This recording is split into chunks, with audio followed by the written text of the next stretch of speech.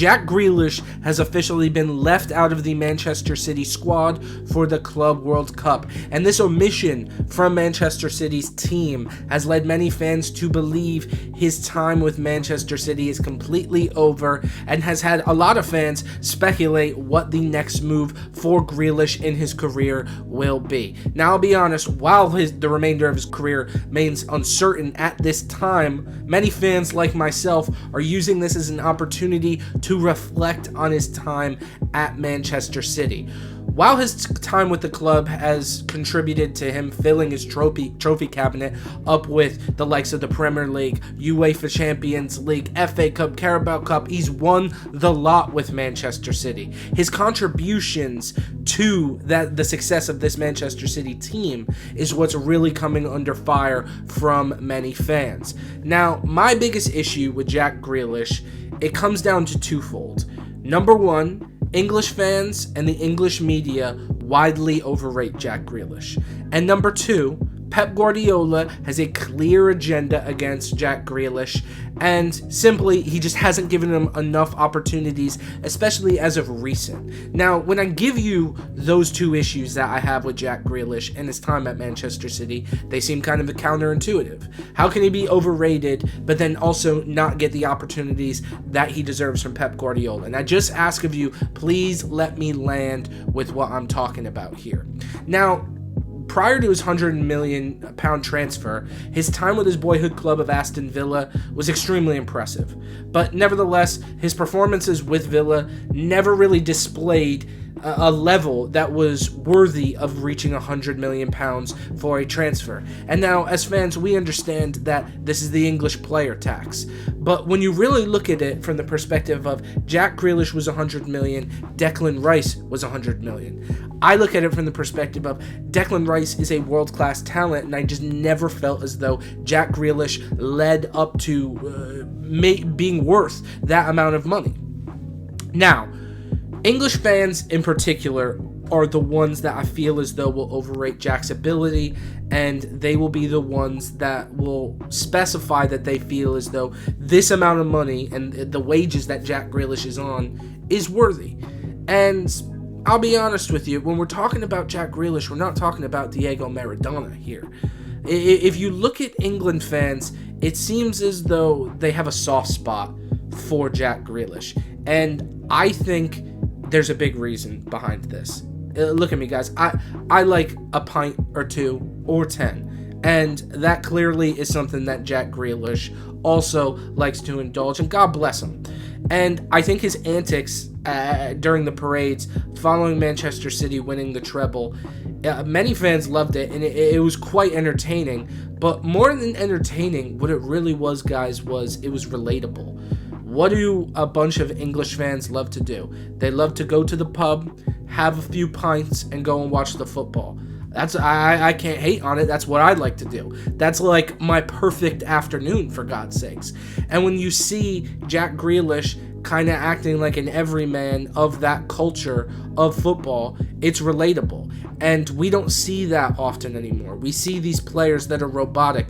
They wouldn't even touch a beer, for God's sakes. And seeing this guy be very relatable and seem like an everyman, I think a lot of England fans gravitated towards that. And another thing on top of that, one particular incident which really, for me, made me look at Jack Grealish a different way was when he did the celebration at the World Cup, where he did that little dance, and everyone at first was like, what's going on? And when you unwrap it, he did that for a young fan who unfortunately suffered from cerebral palsy. And you see that he kept his promise with the young fan to do a celebration. He hadn't scored in a while. His first goal was in the World Cup, and he made true to his promise. So, at certain points, when you have to take a step back and say, hang on a minute, Jack Grealish, if we're being real here, he seems like a pretty good dude. And, I mean, when you're an English fan, the way that they have carried themselves and things of that nature, I feel as though they've utilized the fact that he seems like a really cool dude, and that is a big motivating factor for why they've inflated him and overrated him. And when you really encapsulate him, it comes down to a couple things.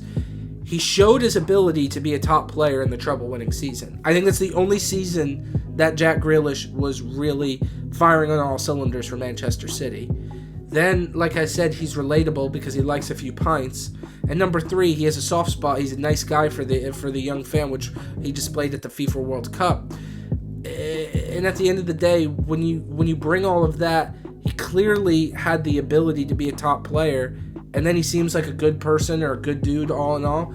I think that's a big motivating factor for why England fans overrate him. I think it's wrong, and I think he's completely overrated, but I think it comes from, in a lot of cases, a good place, so to speak. But let's get on to the Pep Guardiola situation here. While this may contradict what I was just saying, Pep Guardiola has not done any favors for Jack Grealish over the past 2 seasons. Now, I can understand dropping a player because they're just not performing well, and some people might say he wasn't performing to the level of the treble-winning season in the following season. Understandable. But if you look at this previous season, the 24-25 Premier League season, not for nothing, City have not been that great. And I watched many Manchester City games where you cannot convince me that Jack Grealish would not have been a healthy alternative coming off the bench and they didn't utilize him. Or they went on a string of games where they really didn't have a lot of creativity in the attacking third, and you start to be like, maybe Jack Grealish would be a good option here. To me, I think that the relationship between Pep and Jack has completely soured. And that really comes down to where we're at today, guys. Because he's been omitted from the roster for the Club World Cup. But then on top of that, he took to social media. And when it comes down to these modern footballers and these modern managers, you don't take it to social media. What he did was, on TalkSport, Gabby Agbondelahor was talking about the situation, speaking about how it clearly got personal, and Pep really did not give Jack the type of chances and opportunities that he probably deserved. Grealish commented on the Instagram and said, "What do you expect me to score a hattie in 20 minutes?" That is basically, you cross the dawn. You don't go against the family. You don't go against Guardiola. I think Jack knows this, if we're all being real here. I think Grealish knew that it's probably over and done between him and Guardiola at this point. So Jack, being the type of guy he is, he's like, if I'm out the door, I might as well talk a little shit before I'm out the door. Now, when it comes down to Grealish, what's the future going to be for him? I think that's up in the air. Well, I've seen a few reports about Napoli being interested in him, going to Serie A. I think that, unlike a lot of people, I think that could be a really potentially good option for him. You look at the likes of Scott McTominay, has been very successful at Napoli. It seems as though Kevin De Bruyne is going to be going to Napoli, so he's got a friend and a former teammate headed over to Italy.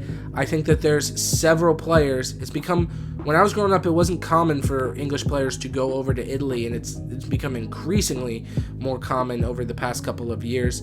We'll just have to wait and see. There's always a potential for a Premier League team to come in and try to get Jack. I don't see Spain or Germany really being options for him. I could see it realistically being Italy or another Premier League team. But let me know what you guys think down below in the comments. Don't forget to like, subscribe, and click that notification bell so you know every time I make a new video as well. I'm on track to 1,000 subscribers, so any support, guys, I really do appreciate it. Thank you all. See you on the next one.